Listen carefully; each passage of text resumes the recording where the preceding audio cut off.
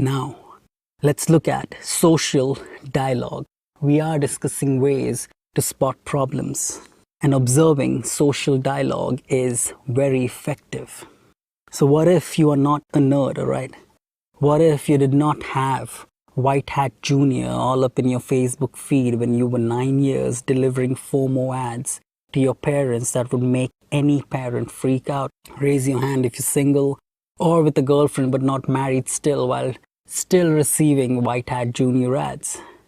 They will ideally pay for your marriage and your kid as long as you make sure you buy their personal one-on-one tutor coding package. Nonetheless, there is a simpler way to spot problems, and it is by observing social dialogue.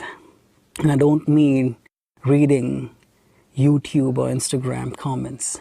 I mean being vigilant about your social peers and surroundings in real life.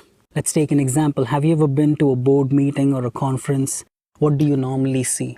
What you see is overwhelmed employees scrolling through their devices, rushing through their messages, and trying to give their presentation final finishing touches that never seem to end.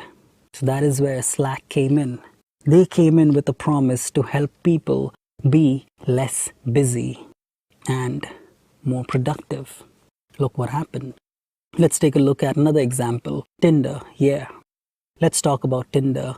And before I do that, let me ask you, are you on Tinder? And this is only for the ladies tuned into this. Well, if you are, don't try to find me because I am not on it.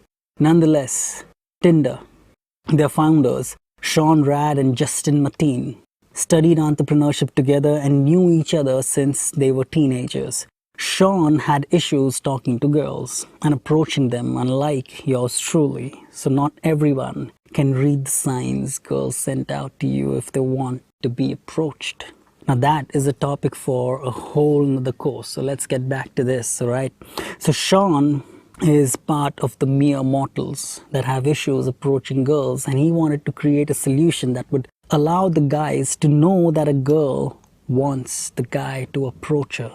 So Sean has earned the blessings of every guy on the planet, so to speak, all right? So is there a way to break the ice without getting shut down in the real world? And Tinder is born. So based on mutual opt-in system, taking away the stress of meeting a stranger, also taking away the excitement.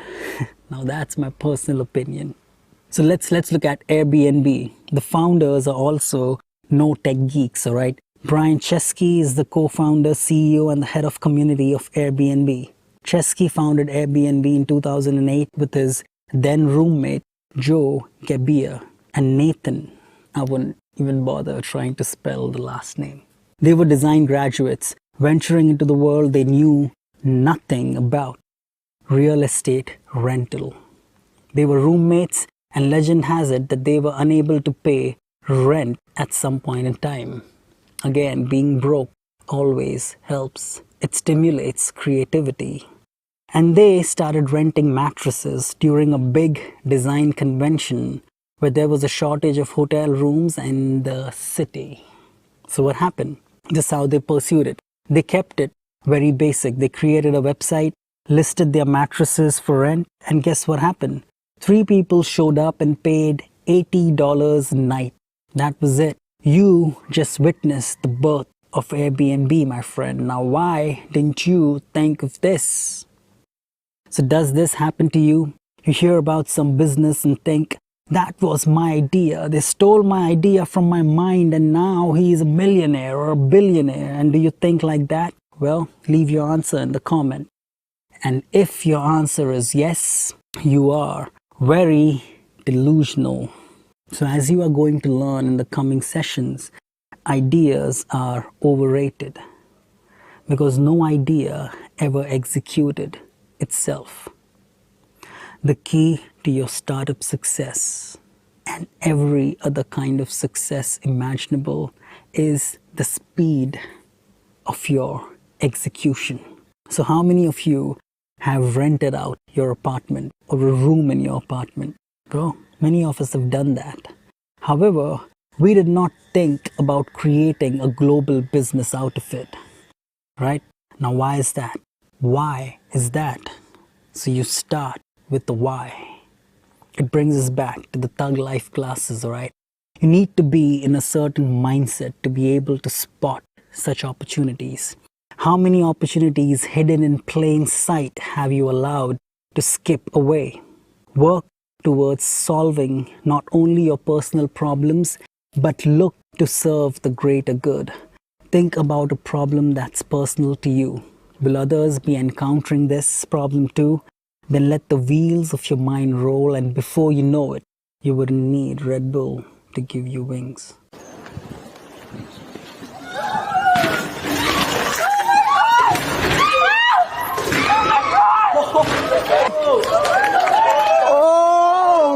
That takes us back to the future.